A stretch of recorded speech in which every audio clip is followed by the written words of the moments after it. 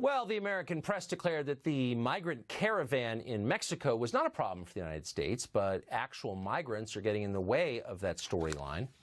The CNN reporter interviewed a man in a van of migrants in the caravan, and after claiming that many plan to stay in Mexico, the reporter found that almost all of them actually plan to head here to the United States. So if they get here, they'll find a country divided over how to treat them. Newport Beach, California could soon become the latest town in that state to openly defy its sanctuary state law. Joe Alioto-Veronese is an attorney running for the DA of San Francisco, and he joins us tonight. Joe, thanks for coming on. Thanks for having me. So I guess the bigger question here is there are 7 countries in Central America, about 47 million people. Why wouldn't all of them come to California? And why don't they have a right to? Well, this caravan of people, these are asylum seekers, right? This is really a multinational problem. It's a lot like what's happening out in Syria, where many governments have to deal with these people. It is. Over the years, as you know, this is something that happens every year. So over the years, we've seen that a majority of the people end up in Mexico and end up staying in Mexico, and this is really the Mexican problem. This is not a problem here in the United States. The sanctuary city thing is an entirely different issue, and really that's related to DACA.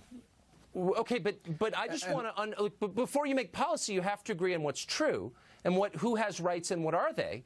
And so my question is, every country in Central America, and I've been to 6 out of 7, is less good to live in than the United States. So all the population of Central America could plausibly claim asylum here. Do we have a right to say no? And how many can we say no to? Okay, so if we have that right, then why is no one in statewide office in California invoking that right? Why are they saying we don't actually have a right to keep people out? No, what they're saying in California is that California is not obligated to enforce federal immigration law. That's always been true. We can agree on that. That's not what these sanctuary city policies are really about. Sanctuary city originally, if you look back at 20, 30 years ago when it first started, was to enact it to protect the DACA-type people. And 70% of Americans believe that we need to deal with DACA. Even our president believes that. If the president would do that, it would make it a lot harder for us here in California to defend our sanctuary city policies. There's no question about that. Let me ask you this. Let's say you had 5 million migrants from Central America show up in California tomorrow, claim asylum, all of them were admitted. Would the state get poorer or richer? I don't know. That's a good question. I'm sure that would be, it depends on how they would get assimilated into our state. And, you know, once they're in our state, of course, they could go to any state. They could go to your state. They could go to New Mexico, Nevada, and right, elsewhere. But I asked that because they're not being assimilated. It would be difficult because they'd end up living on the street because it's so expensive here. Yeah, that's true. You know, 44% of all households in California don't speak English at home. That's the opposite of assimilation. That's a foreign culture living within the larger culture. Is that a problem?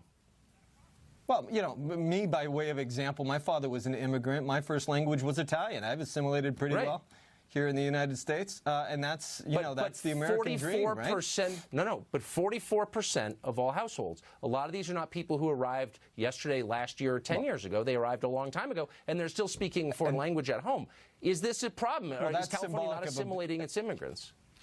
That's symbolic of a broken immigration system. There's no question. We've got the sanctuary city policies where we're protecting people from, you know, from certain federal incursions. There's no question about it that we are accepting people here in California. We build bridges, not walls. That being said, the federal government does have a right to enforce federal immigration policy. Okay, I'm not sure I even understand your answer. Here, let me ask you one last question, which is the outflow from California of middle-class, native-born Californians is overwhelming. It's all over the news in your state. I know you've seen it. California politicians are spending the overwhelming majority of their time talking about how to help people here illegally. Do you worry that you're not paying enough attention to your own people, to your own middle class, and they're leaving? Oh, every day, all day long. We are spending more and more money, just by way of example, here in California. Our city budget used to be $3 billion, not, you know, 15 years ago. Now it's $10 billion, and we have people running for mayor that want to add, you know, billion-dollar bonds. There's no question it's getting more expensive. Some of the liberal policies are very expensive. We need to start looking inward instead of outward to make sure that our own are taken care of. There's no question about that. All right. Well, good for you. I think that we're at a tipping point on that. You're the first person from seeking office in California on the left who said that. So thank you. Joe, good to see you. Yeah, good to see you too.